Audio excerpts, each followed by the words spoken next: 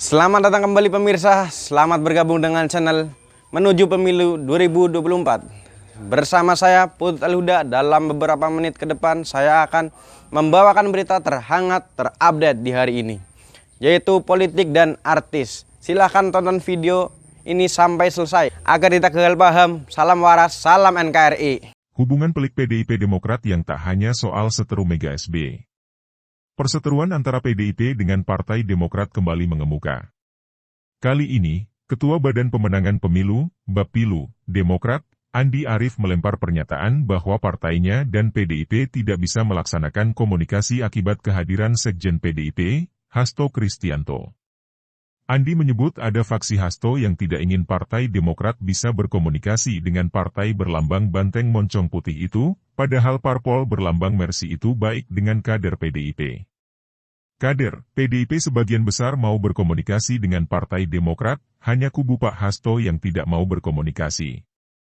Kubu aliran yang sombong, kata Andi dalam rilis tertulis pada Selasa, 8 November 2022. Andi lantas membandingkan upaya komunikasi Demokrat dengan partai lain dan PDIP. Demokrat, kata Andi, mampu membangun komunikasi dengan partai koalisi pemerintah lain meski tengah intens berkomunikasi dengan Partai Nasdem dan PKS. Pada prinsipnya Partai Golkar, PAN, PPP, Nasdem, PKS, dan Gerindra itu partai yang tidak sombong, partai yang mau berkomunikasi, kata dia. Andi masih berharap bisa membuka koalisi dengan sejumlah partai, termasuk dengan Koalisi Indonesia Bersatu, KIB, yang terdiri atas Golkar, PPP, dan PAN. Kalaupun pada saat ini komunikasi tetap berjalan. Tapi tampaknya sampai saat ini tahap politik sedang berbeda jalan, kata Andi. Andi mengaku, Demokrat dan Golkar tengah membangun komunikasi setelah pemilu 2019. Ia berharap Demokrat dan Golkar masih bisa berkomunikasi meski saat ini tengah dalam poros koalisi berbeda. Hasto pun menanggapi soal tudingan Andi Arief dengan nada bercanda. Hasto justru menilai pernyataan Andi Arief cukup dikomentari oleh Ketua DPC PDIP Tangerang Selatan, Wanto Sugito. Kalau Andi, yang tanggapi biasanya Ketua DPC Tangsel, kata Hasto singkat kepada wartawan.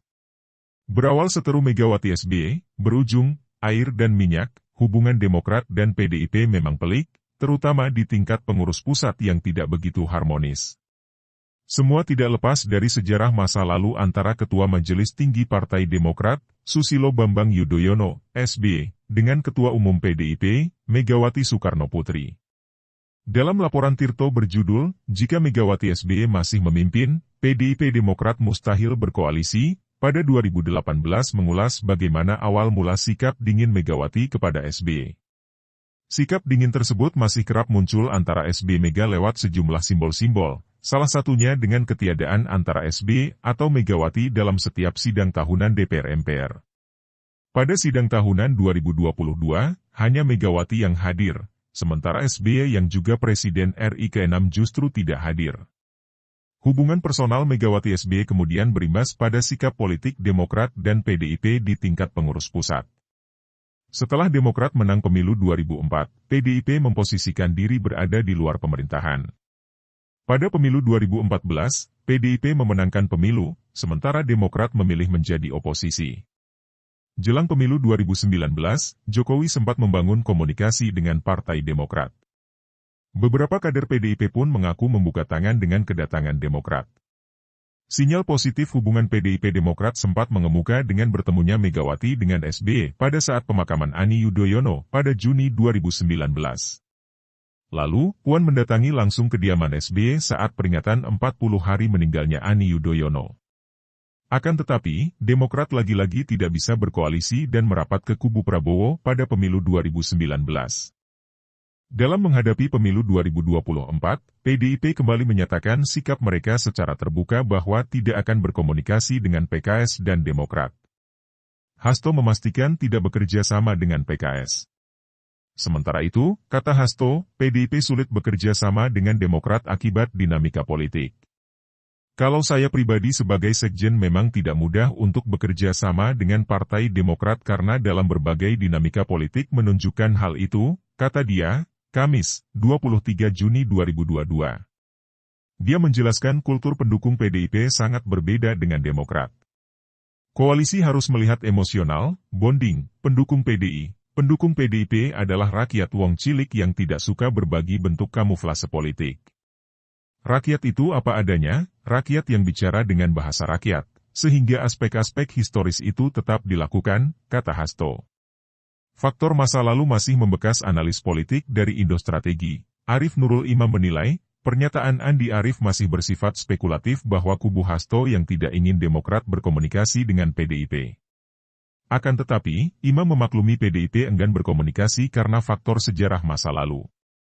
Hal itu yang membuat Demokrat dan PDIP sulit bersatu. Yang jelas PDIP dan Demokrat itu punya sejarah politik yang bertentangan karena ketika Pilpres 2004, Pak SB dituduh berkhianat pada Ibu Mega. Saya kira itu faktor pentingnya. Kalau kemudian faktor apakah faksi Hasto menolak komunikasi dengan Partai Demokrat, itu saya kira bukan faktor utamanya, kata Imam kepada reporter Tirto, Rabu, 9 November 2022.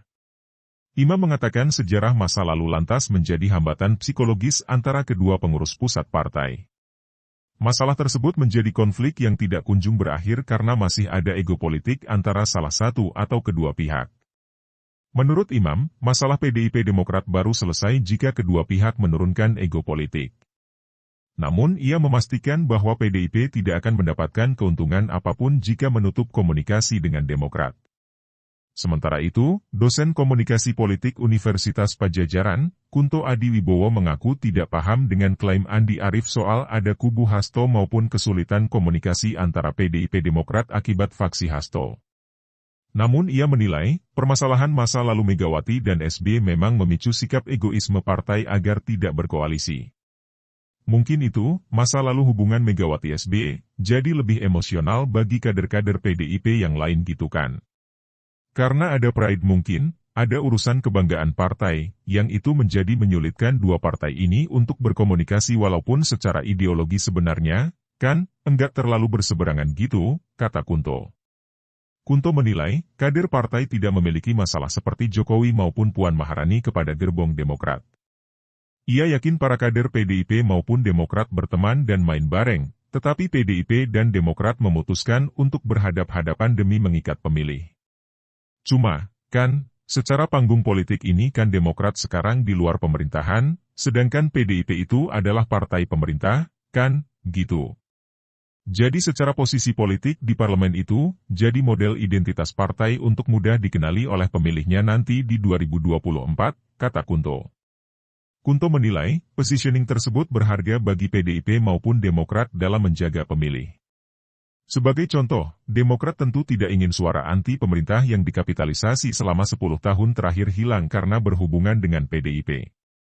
Di sisi lain, PDIP juga tidak ingin kehilangan basis pemilih yang sudah mendukung kepemimpinan Jokowi selama 10 tahun terakhir.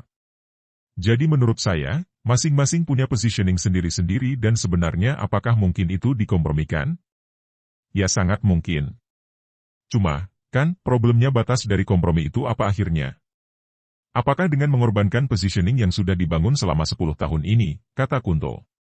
Kunto mengatakan, aksi Demokrat ingin mengajak PDIP berkoalisi tidak lepas dari strategi mereka dalam mengupayakan Agus Harimurti Yudhoyono selaku Ketua Umum Partai Demokrat saat ini sebagai Capres maupun Cawapres.